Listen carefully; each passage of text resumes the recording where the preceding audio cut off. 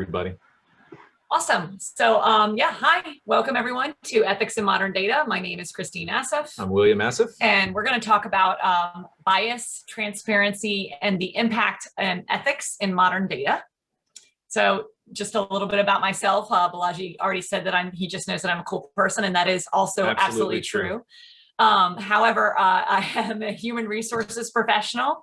I currently work as an HR consultant for a company up here called Archbright. So I do all things human resources, leadership development, org development, just training and development, all that good stuff. I'm also an IO psychologist, which is just a fancy way of saying that I've studied business psychology. And all that is just the study of how groups of people interact and work with each other in the workforce and what motivates them to do more work. I'm also a speaker, a trainer, a writer, all those good things, mostly on topics like communication, management, leadership, team building, that good stuff. And a very cool person. And a very cool person. My name is William Assef. Currently, I'm a senior content developer at Microsoft, but spent the last 14 years or so as a SQL Server consultant at SparkHound in Baton Rouge, and as a SQL DBA and a Microsoft Data Platform MVP, and a lot of that stuff, and organized a lot of the conferences for SQL in Baton Rouge going back a decade or so. We're both data professionals, Christine, in statistics and employee data way, employee engagement surveys, right. Stuff like that. And you know, me in terms of the more back-end data and analytics and things like that. So this is a topic that is really relevant to both of our careers. It's a neat intersection of that, and as well as kind of our passions for activism and things like that, just as humans outside of being professionals.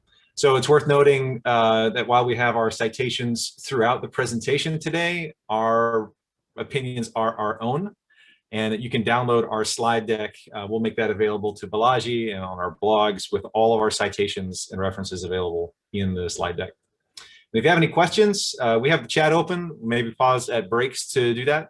Or if you have any questions at the end, we probably have a little less than an hour of content, so we'd be happy to take more questions and discussion at the end. We usually get a lot of those kind of things, so we'd be happy to field any kind of open questions then.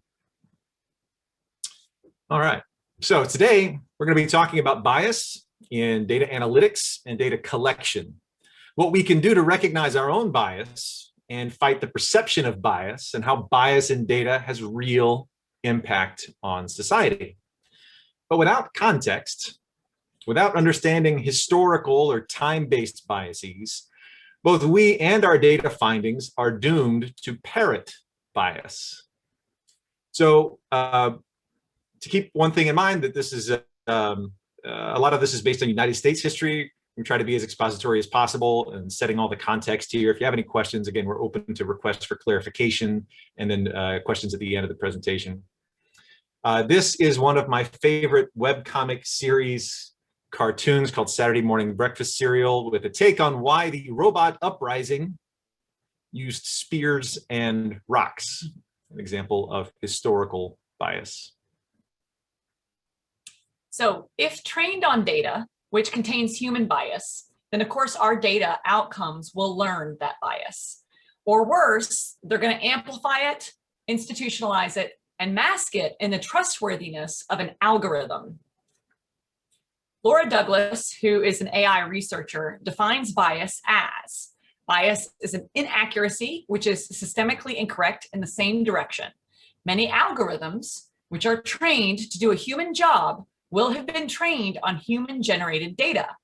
This is a huge problem, especially if people assume that algorithms are impartial and can't hold the same biases as people do. This presentation is about acknowledging both the public's perception of the trustworthiness of statistical analysis, and also our responsibilities as data professionals and developers and analysts. This presentation is about our ethical responsibilities as data professionals to become aware of bias, to acknowledge it, and to be accountable for it. So here's an example of bias. This is from Google Translate. And if you see here, he is nurse and she is doctor. But if you reverse the translation, the gendered language is reversed, and then the gender norms here are enforced. These type of biases are live on display in the wild, and you can try this yourself with a number of different languages. It works for Hungarian and Turkish to English. And this is only helping to further society's implicit biases. And in this case, it would be on gender norms in professions. And in fact, in translations to and from many European languages, the concept of a female doctor or historian is just unknown to Google Translate. Out of 20 translations of female doctor, none of them were correct. And out of 20 references to a male nurse, only 7 were correctly translated. So without examining your data for bias and developing awareness of historical bias in your source data, you will present unethical findings at best. Bias exists and it must be identified and acknowledged. And then conclusions drawn based upon bias data without caveats, without statistical controls and historical context, well, that might be highly unethical. So let's look at some more examples of that. Okay, so our first example discusses Major League Baseball in North America. Widespread use of steroids in the late 90s and early 2000s set many new home run records. There was a significant increase in players who hit more than 40 home runs in a single season during the steroid era compared to before and after. And though steroids had been banned in Major League Baseball since 1991, the league did not implement testing until 2003. So the top 6 single seasons for home runs in history were all between 98 and 2001, and all by 3 players, Barry Bonds, Mark McGwire, and Sammy Sosa. So this knowledge of their illegal actions affects our historical analysis of training techniques, scouting, coaching, Hall of Fame eligibility, long-term player health, player compensation, even ballpark batting statistics. So we must ethically consider the illegal player activity during the legal and unmonitored steroid use era in baseball. Okay, that was a softball. Let's dive into a more difficult subject. So in the United States, the Comstock laws were in effect from 1873 to 1957, and they had a widespread and lasting cultural impact, banning, quote, obscene, lewd, and lascivious materials. Mid-20th century libraries experienced a cultural censorship of racism, sexism, nudity, religion, evolution. In fact, the American Library Association in 1984 discerned a continuing pattern of suppression of information from the government.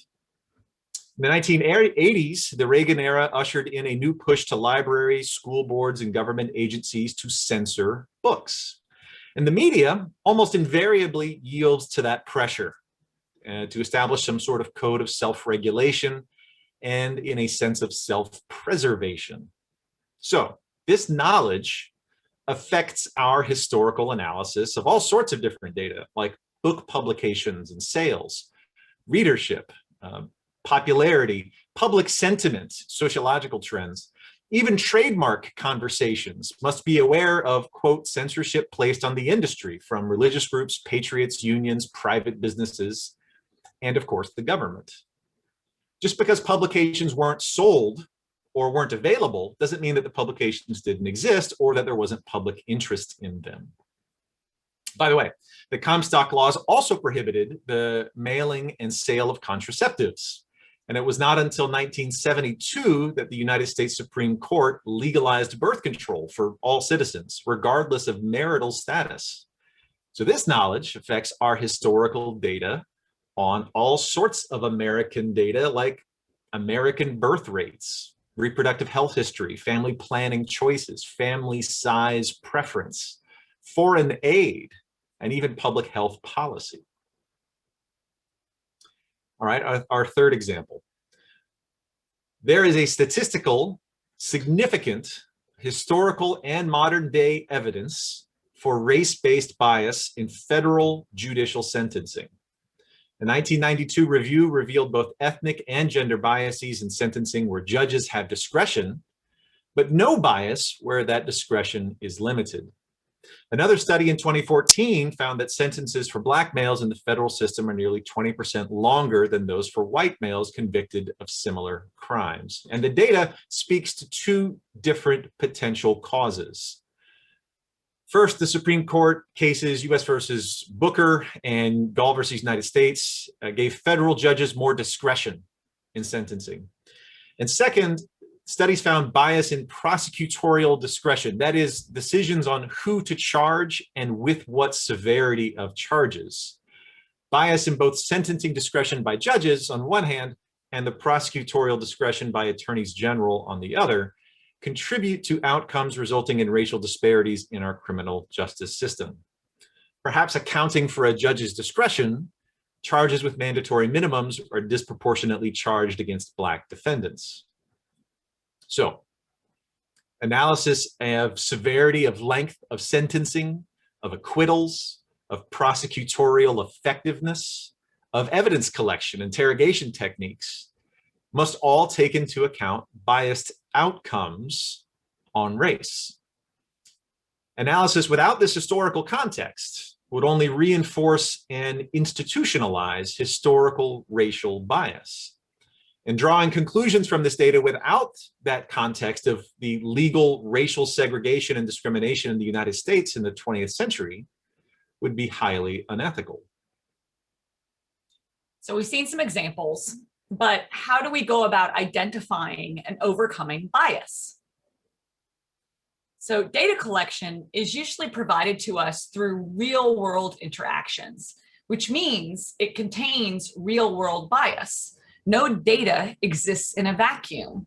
Understand that bias in data collection and analysis may be inevitable, but it's not acceptable.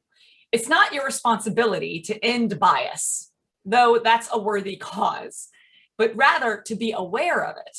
You have an ethical responsibility to acknowledge and to control for and not further that bias.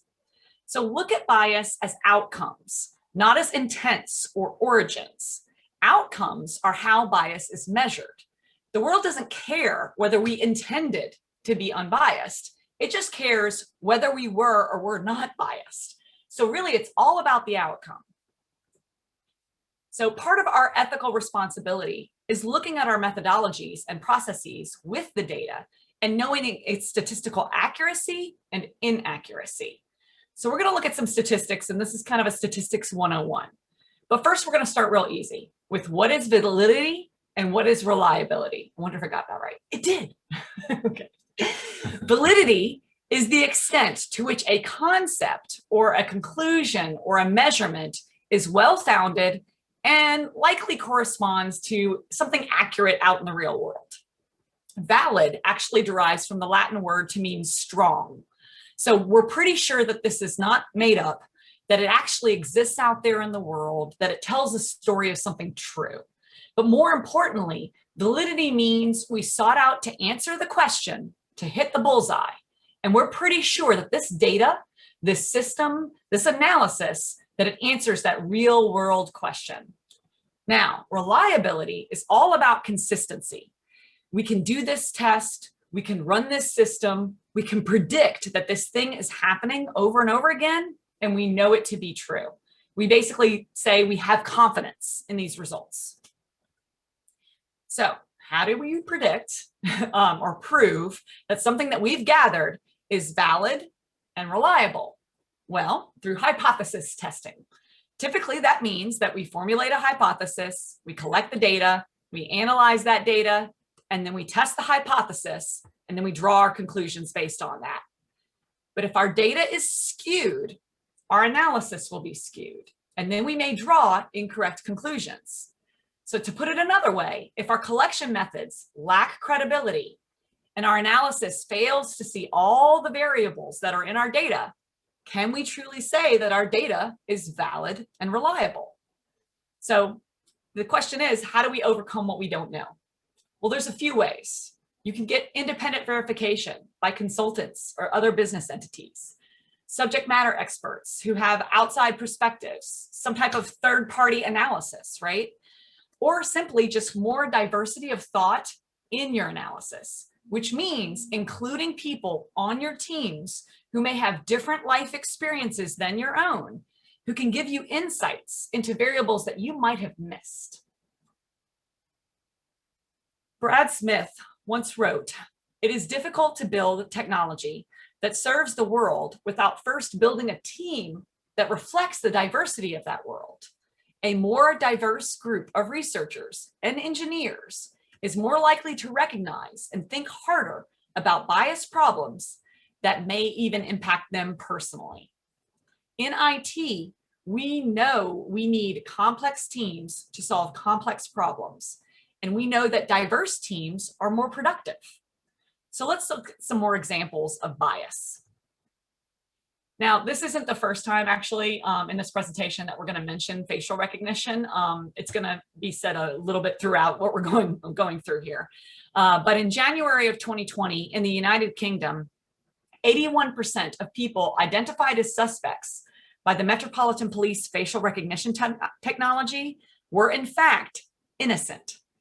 Also, this same technology falsely identified African American and Asian faces 10 times to 100 times more often than white faces. And in a 2018 test of Amazon's recognition computer platform, 28 members of the US Congress were incorrectly matched as other people who had been arrested for a crime. So without validity or reliability, is it ethical to use facial recognition software that has pervasive access to the public camera systems? I say no. And do we think that law enforcement is going to be transparent and open about a flaw like this in their system? I say no again. So let's talk about the need for more transparency. So many Americans, like myself, are very familiar with the ACT test. That's an exam that most 18-year-olds take as part of a college application process. Now, ACT has long since stated that the test measures what students learned in school, which means they believe it to be valid. And that repeated testing, if a student takes it over and over again, they'll get similar results, which means they believe it to be reliable. However, in 2016, ACT admitted that family income is a major factor on their test. There is a 3 to 4 point difference between students in poorer than in richer households, and that line being at about $80,000 per year. And that gap is widening according to their own data. Now, credit to ACT for disclosing the research, which shows that widening gap among these students based upon that family income. And later, they tried to explain that this gap was indicated that lower income students also had lower high school GPAs and less rigorous coursework. Again, credit to them for at least acknowledging this, but is ACT ethically testing for high school achievement or for opportunity? So if our measurements are valid and reliable, but our outcomes are rejected, should we challenge that testing? Our results are valid as tested, but what about the outcomes? Are they ethical? Are they to be trusted as a result of an impartial algorithm? In this ACT example, socioeconomic level is the variable, and that affects the outcome.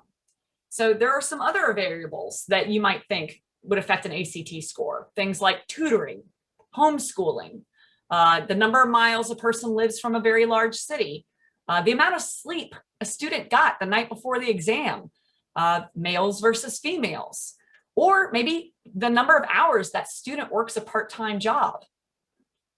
So recently, more than 1,000 institutions of higher learning have adopted a test optional admissions policy, meaning that they no longer ask for the ACT or the SAT on applications.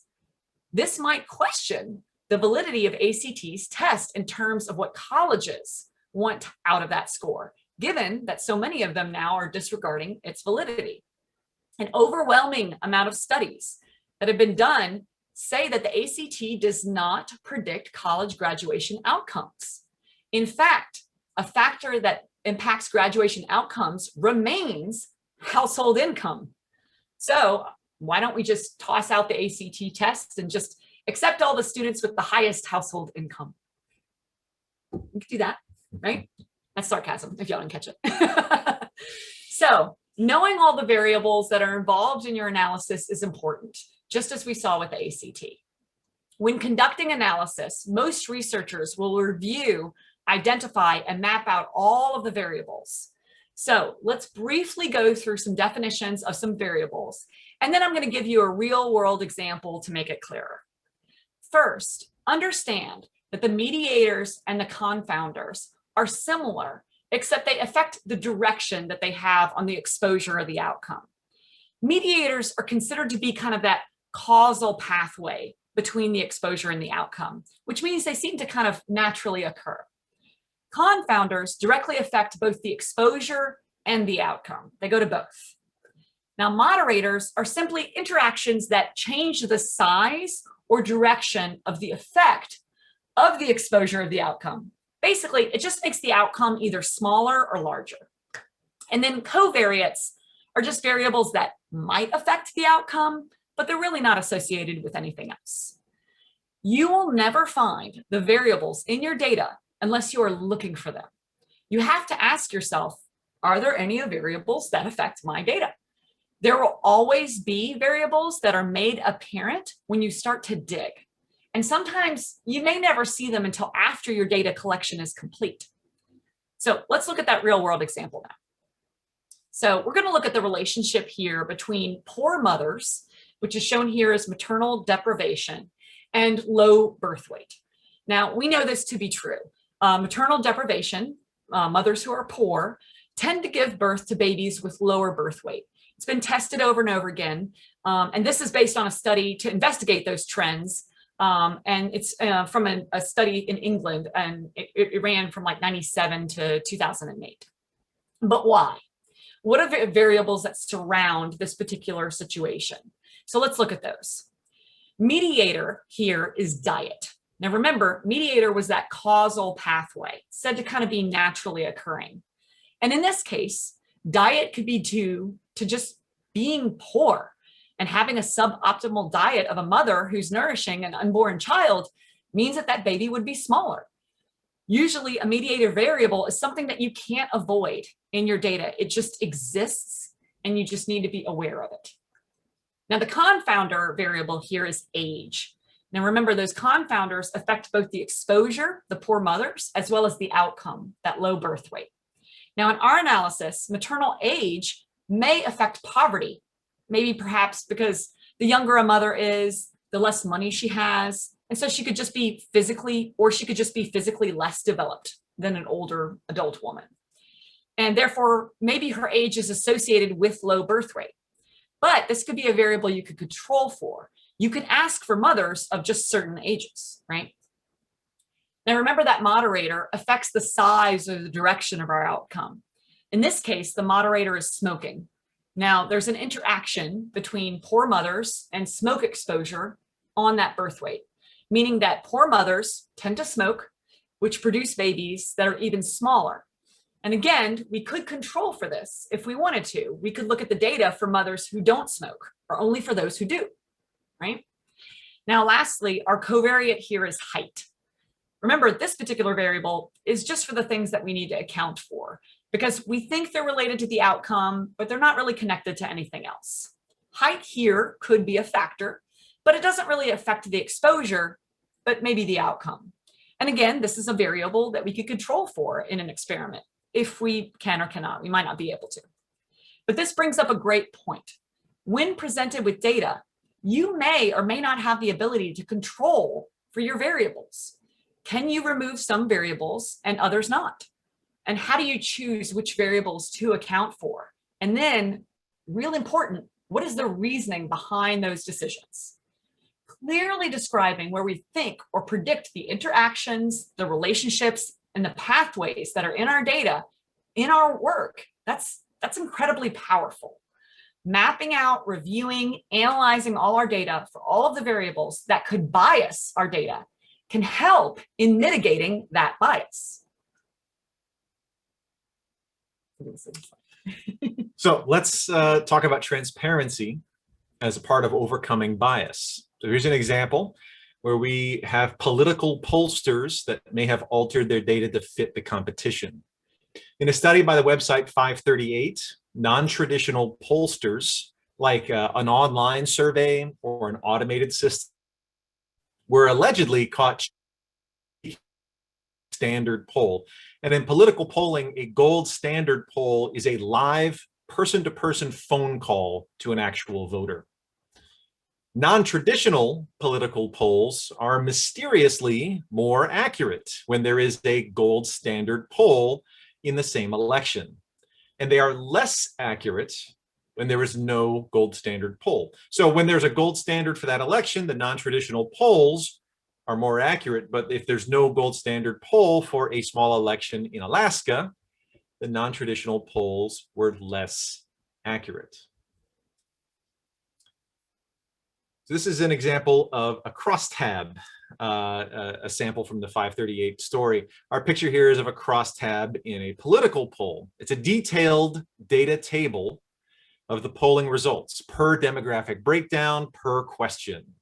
So a common response to big or sensational headlines about political poll results, for example, should always be show the crosstabs. Transparency should include not only the crosstabs of your results, but a disclosure and a discussion of known historical biases. Your data tells a story. There may be a tendency to want to manipulate that data to fit the story to be told. How can you show the crosstabs, show the detail and the proof in your work? This is a quote from an NIH study. Every scientist should therefore be aware of all potential sources of bias. If deviation is still present, authors should confess it in their articles by declaring the known limitations of their work. Failure to provide that transparency begs accusations of biased interpretation. So let's look at an example of biased outcomes with no transparency. In 2019, Apple issued credit cards and men were given higher credit limits than women, even higher credit limits than their wives. So how could this be? Maybe could women's income inequality be a variable? If you look at women's income inequality, it provides a historically biased look at gender.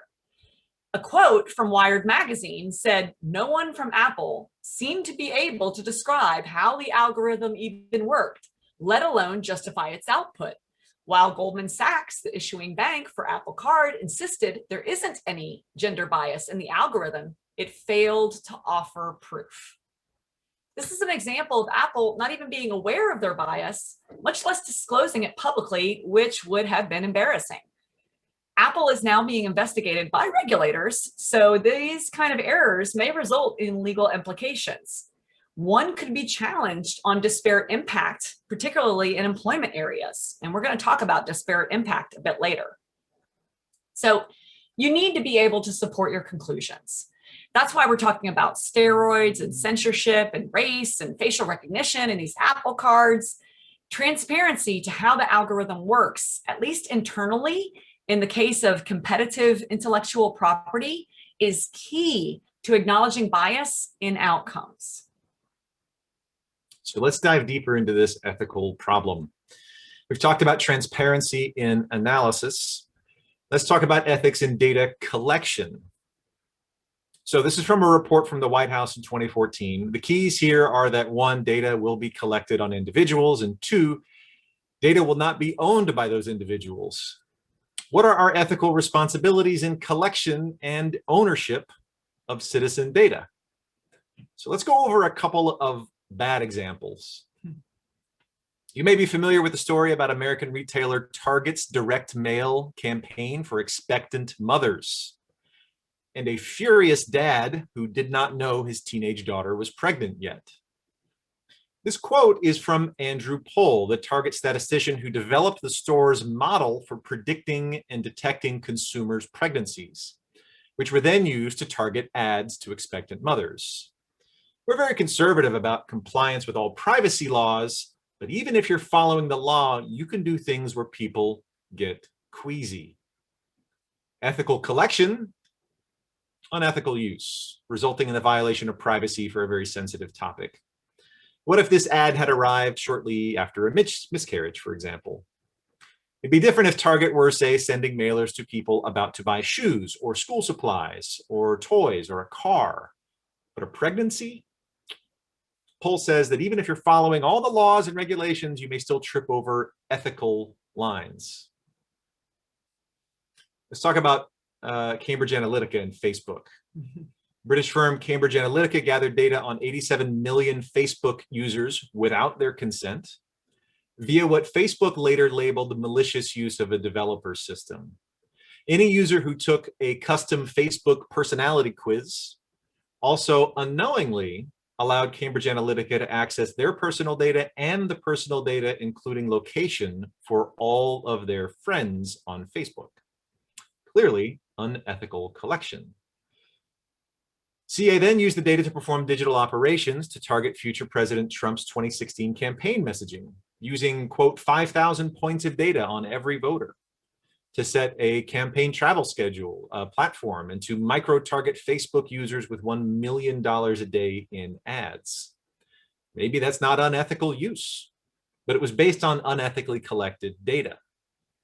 So these quotes are from Cambridge Analytica data analyst Christopher Wiley, turned whistleblower, who testified in both the US and the UK in 2018. CA later shared that same Facebook data with Russian proxies for, quote, rumor campaigns, attitudinal inoculation, and psychological warfare.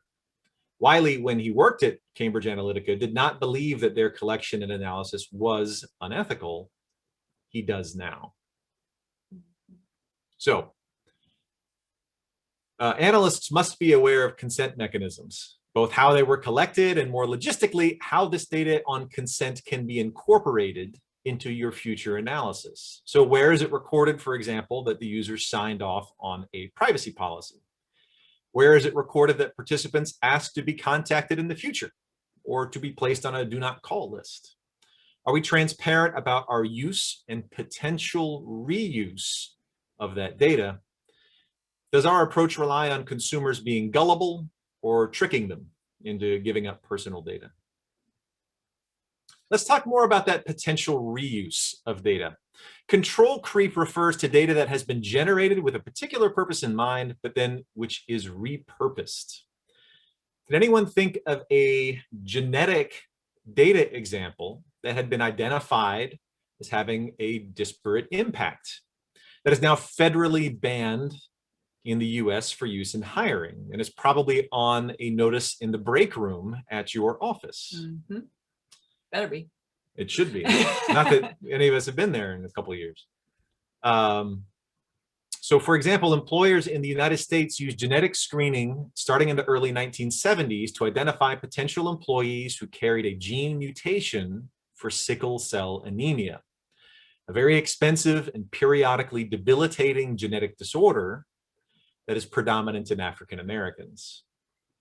So those carrying the gene mutation were then denied jobs, even if many of them were healthy and would never actually develop the disease.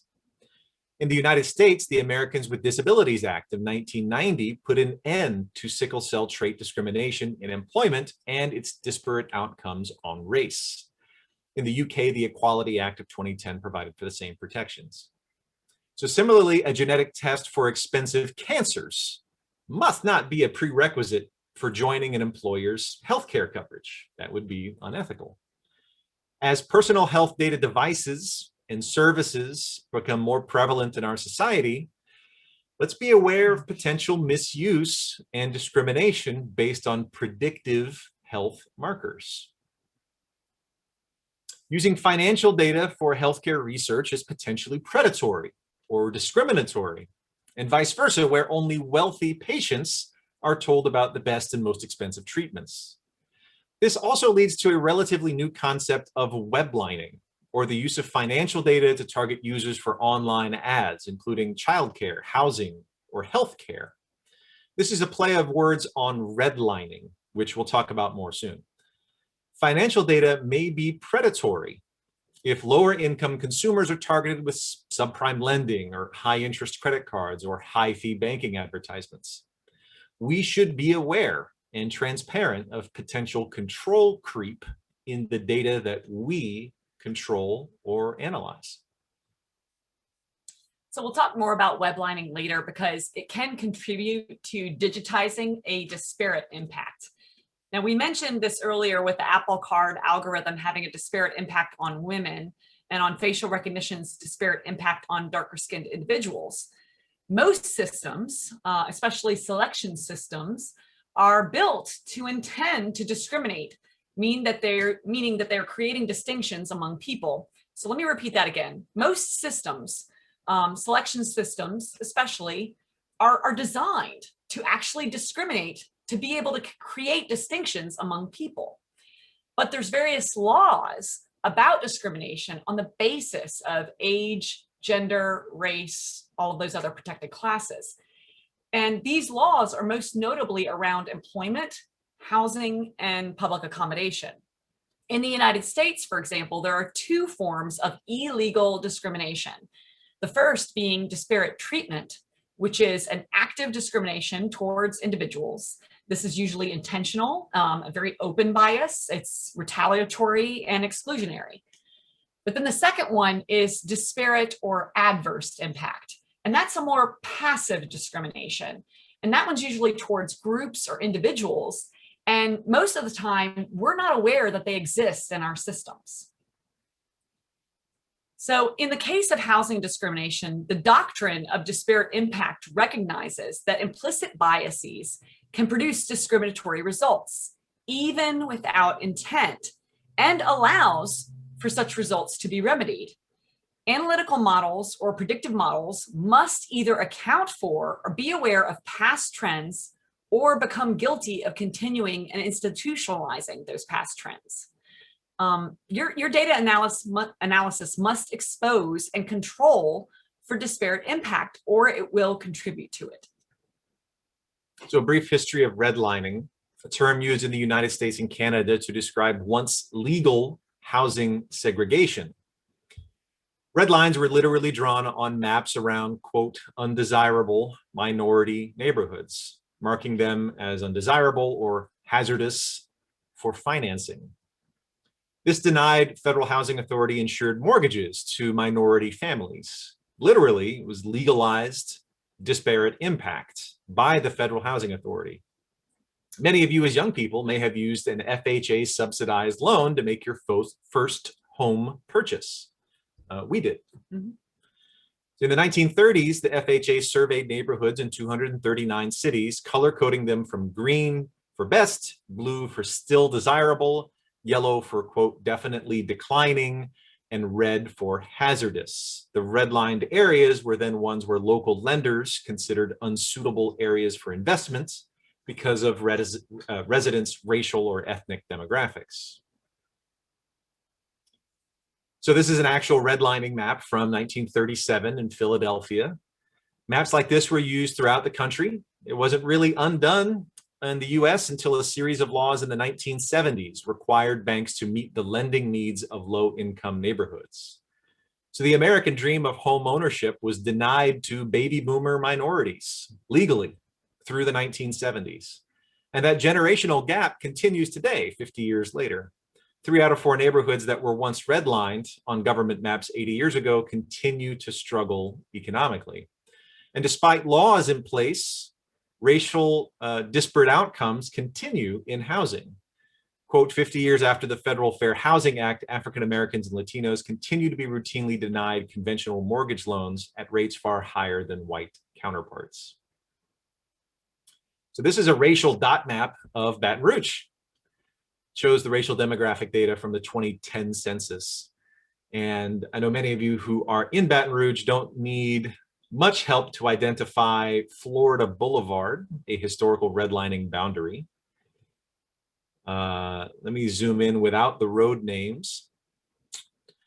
So if you're a bank, your analysis on market segmentation, for example, may be furthering historical racial housing segregation. If you're ignoring minority areas for special loan rate offers or ATM locations, your service locations, your assessments, etc.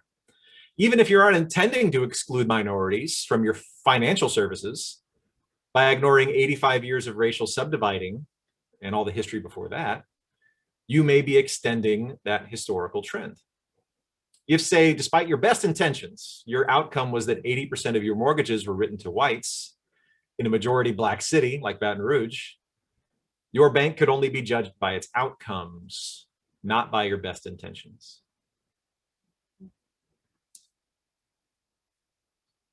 Only outcomes can measure disparate impact. Disparate impact is not based on your intentions. It is not legal for companies to blame their algorithm to avoid penalties. There are decades of legal precedent, most recently upheld by the Supreme Court in 2015, that permit the use of statistical analysis to identify patterns of discrimination, but not to excuse it. So we discussed disparate impact in housing. Now let's discuss some more modern online examples.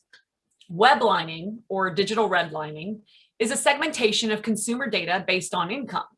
This may result in disparate exposure to online ads and services like in childcare, housing, or healthcare. Social sorting is the coding and classifying of aggregate data, and social sorting affects both the choices and the opportunities of profiled individuals. Facebook, for example, was investigated for allowing housing ads to target based upon religion, race, gender, disability, and more. And this allowed for obvious housing discrimination, which is already illegal. Another example is a study that found that Google's online ad delivery, they were featuring the headline, "Have you ever been arrested?" But that headline was being sent more frequently to racially Black sounding names than to racially white sounding names. Another example of disparate impact is a pretty clear case of a bad outcome of an algorithm. In 2017, thousands of disabled or elderly in the state of Arkansas lost their Medicare funding for life-critical in-home caregivers. Perhaps the cuts were unintentional at first, but they were also unannounced, implemented without review for disparate impact, and then defended by the state for years, even once the state was held in contempt by a judge for continuing to rely on the algorithm. Eventually, the state legislature made permanent the benefit cuts after a lengthy court battle. The algorithm won. This is a cautionary tale that speaks to a lack of due process and transparency, to a decision blindly trusting an algorithm or an algorithm's decision. If transparency and mitigating bias are our goals, then we must review the outcomes to strive for that transparency. In another case, 3 different commercial AI products from IBM, Microsoft, and Face++ used skewed data samples that overrepresented lighter-skinned males, and so vastly underrepresented and therefore underperformed when trying to identify women or people with darker skin. In a simple example, based on sample in a simpler example of biased sample representation, suppose you decide to estimate the average height of a human by using data from professional basketball players. Since basketball players are taller than average, your sample would not be representative of a population. So your data is biased at the time of collection. Bias might be less obvious to detect. As we see in the commercial AI facial recognition products, what if that bias was allowed to progress all the way through to the development of a machine learning model and deployment into the field? In the MIT study, the task of identifying the gender of African or European parliament members, the platform showed a 1/3 failure rate on what's a 50-50 task. For MIT researcher and computer scientist Joy Buolamwini, who is Black, her face was not even detected. And there's now a Netflix documentary on her work at MIT and her study called Coded Bias. You may be interested in viewing that documentary. This is a common issue for my Black colleagues and many Black students forced online around the world during the pandemic. The cameras aren't recognizing them, and modern algorithms aren't trained to detect darker skinned faces. An FBI co-authored study indicated that facial recognition software is performing less accurately on darker skin. Similarly, voice personal assistants like Google's Home or Amazon's Alexa struggle with Black voices. Speech recognition algorithms disproportionately misunderstand Black speakers for the same reasons: poorly sampled source data. So when this type of facial recognition is used in law enforcement and is less accurate on darker skinned citizens, the potential, if not inevitability, for a civil rights disaster is high. In fact, this has already happened. Mhm. Let's talk about a couple of examples, one highly specific and one more broadly affecting people of color. So in January of 2020, just last year, a Black man, Robert Williams, was arrested on his front lawn in a suburb of Detroit after police scanned state driver's license photos and matched his to a grainy surveillance camera footage. He was innocent. In the lawsuit and the media storm surrounding Robert Williams, the Detroit chief of police admitted in June of last year that 96% of the time, the facial recognition software would misidentify a suspect. So credit the Detroit chief of police with uncommon transparency there. After the fact, yeah. After the system was already in use. Let's talk about HireVue. In November 2019, less than 2 years ago, a complaint was brought before the Federal Trade Commission about HireVue, a virtual interview AI service to determine the quote employability by processing your facial movements during an interview. HireVue has over 700 corporate customers, including major companies like Hilton, IKEA, Oracle, Dow Jones. HireVue's predictive algorithm plays games with candidates to get insights into attention and cognitive skills, entirely based on facial recognition and response times. The company told the Washington Post that their proprietary interview algorithms are kept hidden from clients and candidates to protect both its trade secrets, and also, to quote, the company doesn't always know how the system decides. This type of application of facial recognition has profound ethical issues, not only for its potential for disparate impact on people of color and the total lack of transparency in how it scans faces. Some researchers have labeled this application of facial recognition as nothing but pseudoscience, a 21st century version of snake oil. So all these examples of facial recognition, our last big topic today, raise ethical red flags, not only about the technology claiming to accomplish the impossible, but a growing lack of transparency on how the technology is working. Lawsuits against facial recognition software platforms have been brought by multiple governments and states. Facebook recently settled a lawsuit with Illinois consumers, which claimed the company had illegally collected and stored biometric data on millions of users without their consent. Illinois claimed that Facebook violated consumer privacy through their tag suggestions features on photos. The Court of Appeals agreed, finding the development of a face template using facial recognition technology without the consent invades a consumer's private affairs and concrete interests. In late January 2021, Amnesty International launched its Ban the Scan initiative that calls for a total ban on facial recognition technology used by police and government agencies.